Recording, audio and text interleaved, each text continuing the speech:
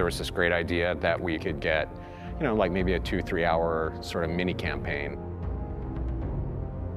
Well, that was the original plan. Not quite what happened, but since we pretty much ended up making a full game. The game gets more and more ambitious, and then next thing you know, it's not like anything you've worked on before. We knew that we wanted to keep what was great, that people loved about the Halo experience, that 30 seconds of fun over and over again. We knew we had to preserve that, but at the same time give it an ODST spin. We wanted to try something that we'd never done before, and I think that means breaking the mold of what people expect from Halo. Here's an engine, here's a story, you got a year, go.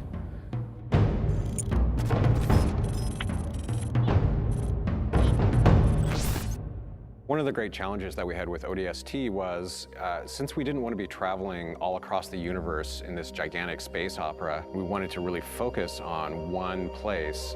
The hub was the single most technical thing that we've ever accomplished in the Halo engine. There was a lot of work done to try to come up with smart ways that we could build the city. It's definitely the biggest environment that we've made in any Halo game.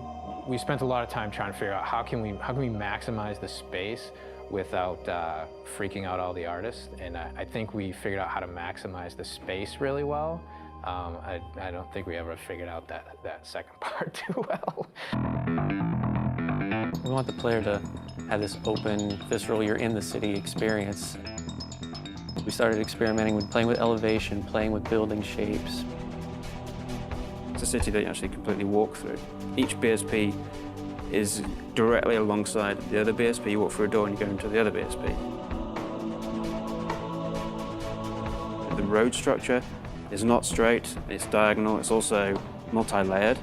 I don't think we kind of realized how big the city would get.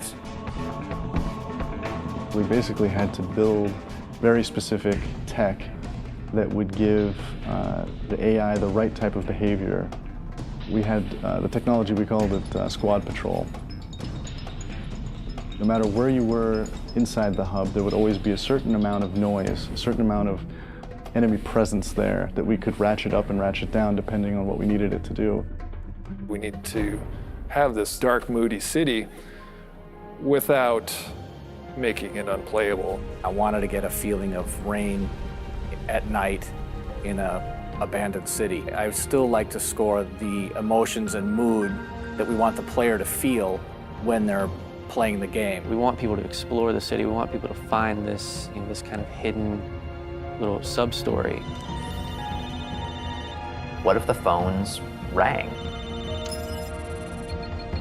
You're alone, you're in the city, you're trying to unravel a mystery.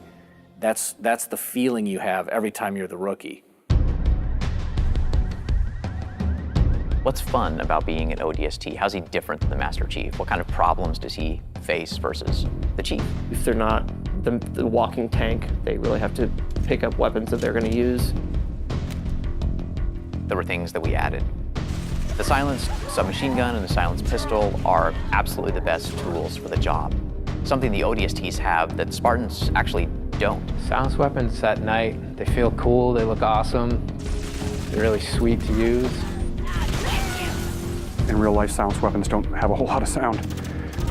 So we had to kind of Hollywood them up a little bit, kind of make it so that they sounded like they were silenced and supposed to be silenced, but yet still powerful and fun to fight with.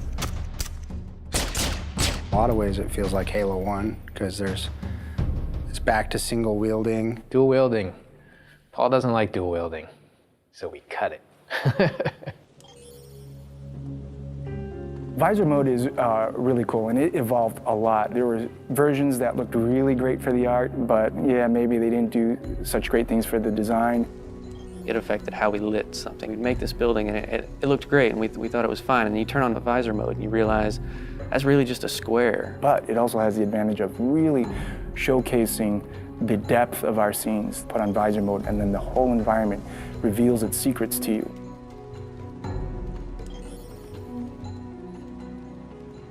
You know what sucks about big cities?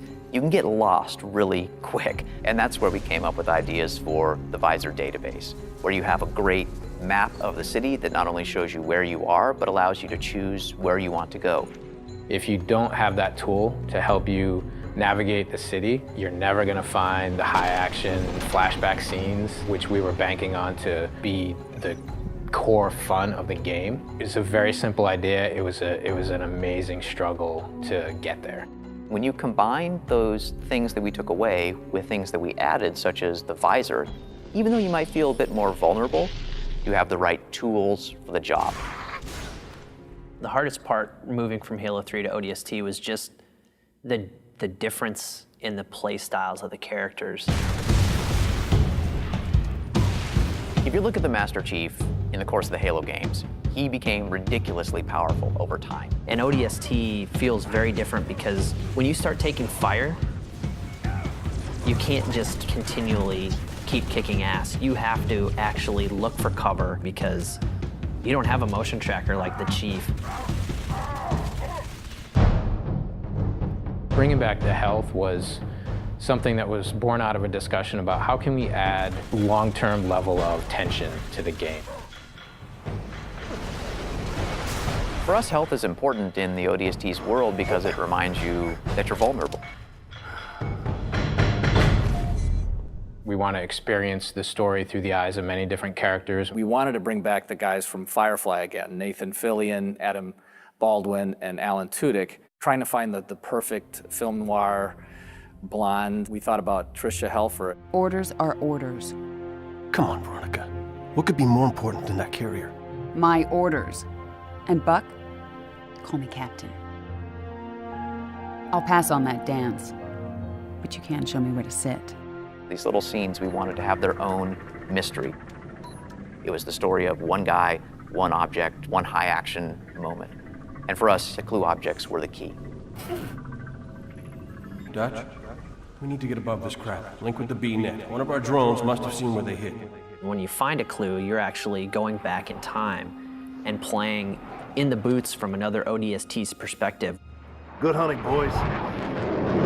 I'm keeping my boots on the ground.